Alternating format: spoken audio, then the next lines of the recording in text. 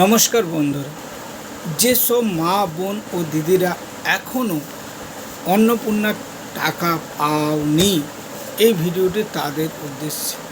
কিন্তু যেহেতু এই ভিডিওটি আমার সোশ্যাল মিডিয়াতে প্রথমবার, তাই ভাষার কিছু ত্রুটি হয়ে গেলে আপনারা আমি ক্ষমা প্রার্থী। যেসব মা বোন ও দিদিদের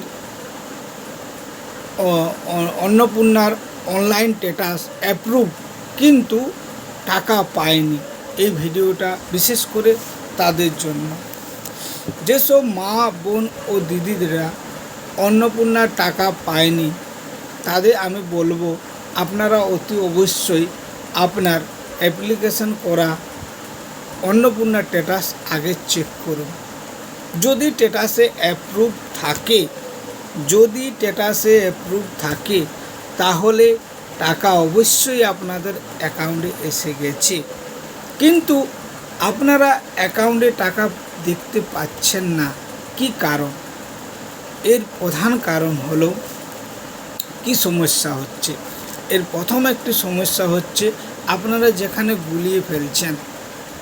লক্ষ্মীর ভাণ্ডার যে অ্যাকাউন্টে টাকা ঢুকতো, অন্নপূর্ণার টাকা সেই অ্যাকাউন্টে নাও আসতে পারে। এই কথাটা মন দিয়ে শুনে নিন।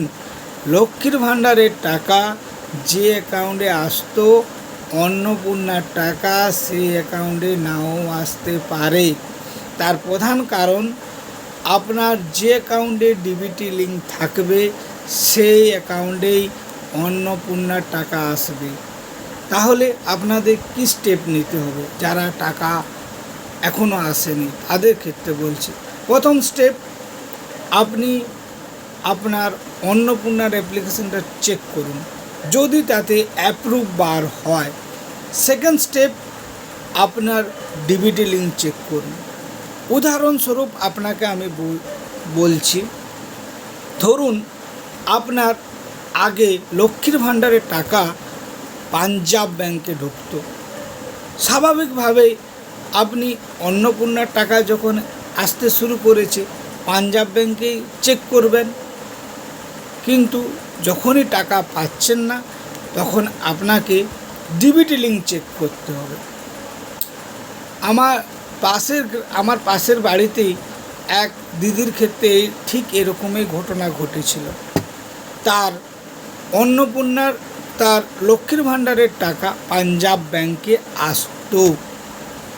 তাই যখনই অন্নপূর্ণার টাকা ছাড়লো, তখন সে স্বাভাবিকভাবেই পাঞ্জাব ব্যাংকে টাকা চেক করতে যায়। কিন্তু তার পাঞ্জাব ব্যাংকে টাকা আসেনি। তখন সে কী করলো? তখন সে ডিবিটি লিঙ্ক চেক করলো। ডিবিটি লিঙ্ক চেক করতে সে তো অবাক। ডিবিটি লিঙ্কে উঠে আসছে স্টেট ব্যাংকে তার ডিবিটি লিঙ্ক আছে।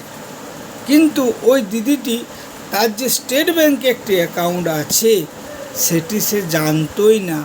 সেটা আজ থেকে 2 বছর 3 বছর আগে কোনো কারণবশত কোনো সিএসপি সেন্টারে গিয়ে ওপেন করে নিয়েছে, সেখানেই ডিবিটি লিঙ্ক রয়ে গেছে। কিন্তু লক্ষ্মীর ভাণ্ডার আগে তো পাঞ্জাবে ঢুকতো, পাঞ্জাবে তাই চেক করতে যাচ্ছে। তাই দিদি ভাবছে টাকা ঢুকেনি, কিন্তু টাকা ঢুকে রয়ে গেছে স্টেট ব্যাংকে। আর তৃতীয় সমস্যাটা হচ্ছে, স্টেট ব্যাংকটায় 2-3 বছর ধরে যেহেতু টাকা লেনদেন হয়নি, স্টেট ব্যাংকটা ক্লোজ হয়ে গেছে। স্বাভাবিকভাবে বাড়ির সামনে সিএসপি সেন্টার থাকার জন্য সেখানে টাকা চেক করতে যায়। স্টেট ব্যাংকেও টাকা কিছু দেখায় না, স্টেট ব্যাংক অ্যাকাউন্ট ক্লোজ হয়ে আছে। পাঞ্জাব ব্যাংকে টাকা আসেনি, বিভ্রান্ত। তারপর ডিবিটি লিঙ্কে স্টেট ব্যাংক বার হয়েছে, তখন সে ব্রাঞ্চে যায়, স্টেট ব্যাংকের মেন ব্রাঞ্চে গিয়ে টাকা পাসবই আপডেট করে তখন সেখানে টাকা বার হয়। তারপর কেওয়াইসি দিয়ে স্টেট ব্যাংকের অ্যাকাউন্ট চালু করার পর টাকা তুলতে পারে। তাহলে লাস্ট সিদ্ধান্তে আমরা কী বার হলাম?